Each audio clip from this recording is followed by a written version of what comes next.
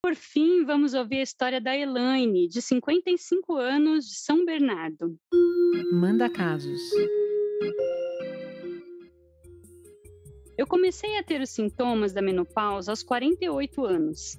Eu tinha acabado de me divorciar e psicologicamente isso me abalou muito nos primeiros meses. Mas eu estava começando a sair com as minhas amigas e a beijar outras bocas. Com essa vida social agitada, eu mal notei que estava passando pela menopausa.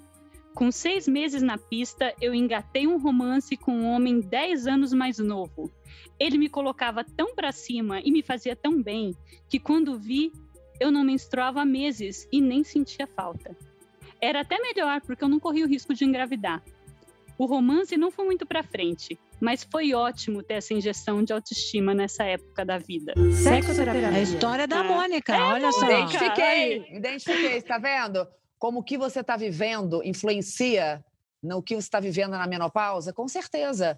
Se você está bacana num casamento e está numa relação saudável, você vai junto com o seu parceiro descobrir outras formas de te dar prazer, né? Se você está numa crise total, claro que é muito mais difícil. Agora, se você se apaixona, aí já ajuda Cara, bem. como fazer? Eu só quero essa receita, eu quero quase Mas me olha, apaixonar aos 50. Mas isso também, quando eu falo sempre da minha mãe, que eu uso como referência, minha mãe tinha isso. Gente, minha mãe não tinha tempo para ficar pensando em menopausa. Minha mãe trabalhava de manhã à tarde, fazia faculdade à noite. Foi fazer faculdade com 40 e tantos anos. Então, e aí ela trabalhava direto e final de semana, baile, minha filha, porque a minha mãe sempre adorou dançar. E era baile e namorado, e baile e namorado. Hoje eu pergunto para minha mãe, menopausa, ela fala assim, sei lá, acho que tive alguma coisa, mas nem lembro, porque é isso, né? Ela colocava o desejo dela, né, na diversão, no prazer, em conhecer pessoas, em Claro, dançar. total. Então, assim, eu acho que esse é o caminho, né, para a gente ser desejante a vida toda. Porque, de novo, né, eu vou reforçar uma questão. A gente tem momentos da vida que não tem tesão, e não precisa ser na menopausa. Né? Você tem outras fases, você olha para a sua vida, dependendo do seu relacionamento, momento de filhos, tem hora que você também não tem tesão. Então, assim, a menopausa vai ser Nossa, a mesma Ana. coisa. Ana, total. Isso aí é super importante. Eu, quando terminei meu casamento, eu fiquei 1 ano sem dar um beijo na boca, libido zero. Eu chegava na minha terapia e falava, cara, será que eu vou voltar a ter libido? A minha terapeuta falava, vai, Mônica. Eu precisava daquele momento de luto. Eu precisava viver aquelas etapas inteiras. Eu estava muito longe da menopausa, entendeu? Então, claro, a queda de libido pode vir em outros momentos da nossa vida, dependendo do que você está vivendo na sua vida emocional. Por isso que influencia tanto, né? A gente falou Certeza. tanto aqui sobre o puerpério, casamento com filho pequeno, sobrecarga mental, física, tudo A atrapalha. rotina acaba, às vezes, interferindo, não?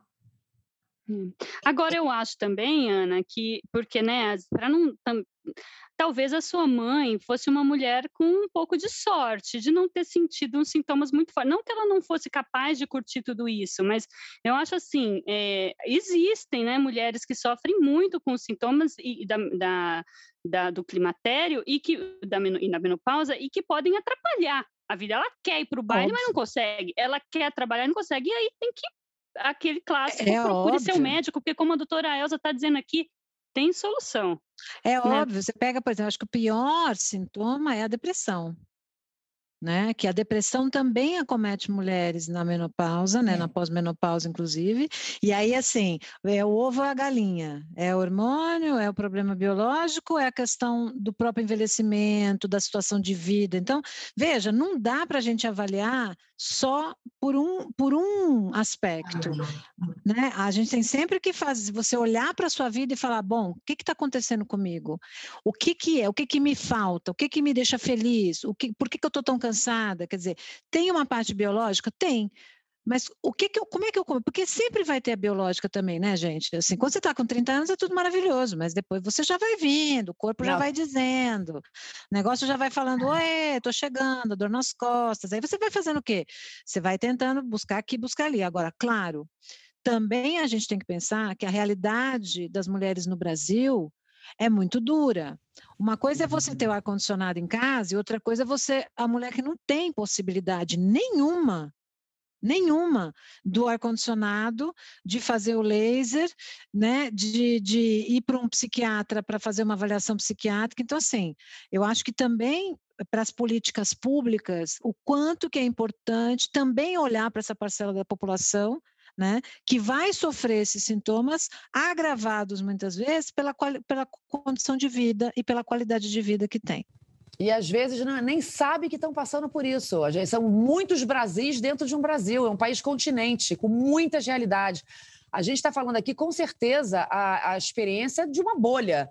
Nós somos super privilegiadas, a gente está entendendo o que está acontecendo com a gente tem acesso a essa medicina avançada, todos esses lubrificantes, os remédios que podem nos favorecer, mas a maioria da mulher brasileira não tem acesso a isso, não tem condição.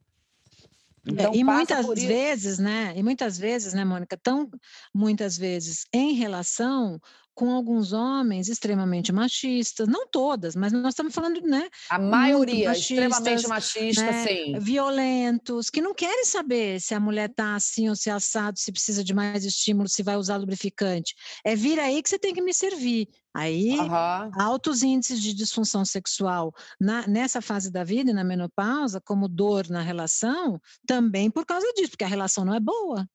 Claro, com certeza. E a função, né?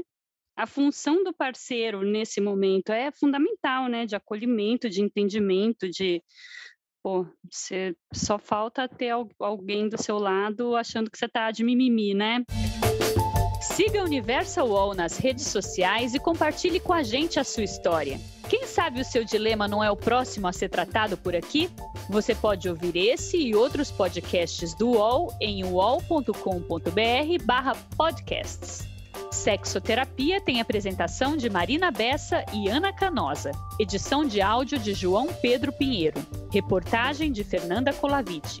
Produção de Laura Capanema. Coordenação de Juliana Carpanês.